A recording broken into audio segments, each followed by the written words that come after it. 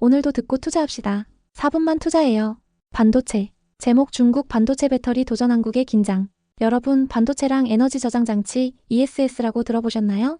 최근 중국이 이 두 분야에서 무섭게 치고 올라오고 있습니다. CXMT라는 중국 회사는 D램 시장에서 4위에 올라섰고 ESS 분야에선 성그로우가 테슬라를 제치고 세계 1위가 됐습니다. 겉으로 보면 아직 삼성 하이닉스가 12위인데 괜찮지 않나 싶겠죠. 그런데 중요한 건 속도입니다. 중국은 구형부터 차근차근 따라잡으면서 내수 시장과 정부 지원을 등에 업고 빠르게 성장 중입니다.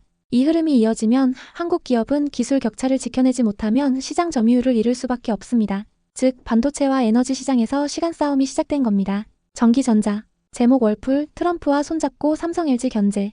미국 가전업체 월풀이 삼성전자와 LG전자를 다시 공격하고 나섰습니다. 이번엔 관세 낮추려고 내부 거래 가격을 조정했다면서 백악관에 직접 신고했죠.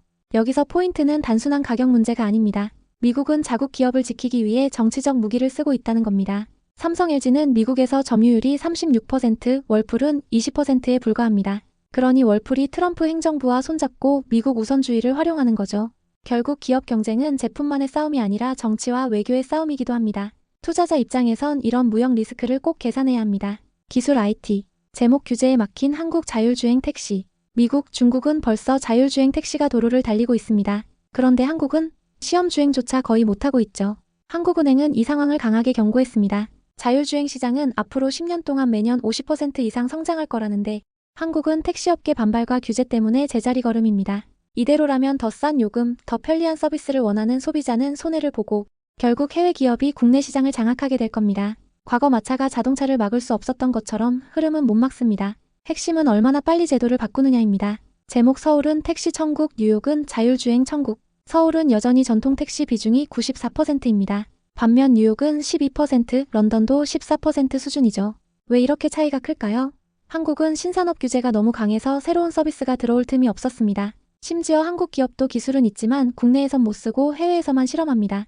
이대로라면 한국은 글로벌 자율주행 시장에서 완전히 뒤처집니다. 한국은행은 택시 면허를 정부가 사들여 구조 조정하고 지방부터 규제를 풀자고 제안했습니다. 핵심은 시장을 막으면 소비자와 산업이 같이 손해본다는 겁니다. 제목 오픈 AI, 인도에서 데이터 센터 세운다. AI가 커지려면 뭐가 필요할까요? 바로 데이터 센터입니다. 쉽게 말해 AI의 공장 같은 거죠. 오픈 AI가 이번엔 인도에 초대형 데이터 센터를 세우겠다고 나섰습니다. 아마존도 뉴질랜드에 44억 달러를 투자하고 있습니다. 데이터 센터는 단순한 창고가 아닙니다. AI 돌릴 연산 능력, 서버, 전력 모든 게 여기서 결정됩니다. 결국 데이터 센터를 많이 가진 나라가 AI 패권을 쥔다고 볼 수 있습니다. 인도와 뉴질랜드가 새 거점으로 떠오른 이유 바로 이 싸움 때문입니다. 자동차. 제목 BYD, 고속 성장 제동 걸리나. 중국 전기차 1위 BYD가 최근 흔들리고 있습니다. 8월 생산량은 줄었고 내수 판매도 14% 급감했습니다. 2분기 순이익은 무려 30%나 빠졌습니다. 하지만 해외 판매는 늘고 있어서 글로벌 시장 점유율은 아직 유지되고 있죠. 여기서 인사이트는 명확합니다. 내수 의존이 큰 기업은 언제든 성장의 제동이 걸린다는 겁니다. BYD가 글로벌 확장에 성공하느냐 아니면 중국 내수 부진에 발목 잡히느냐가 향후 전기차 시장 판도를 가를 겁니다.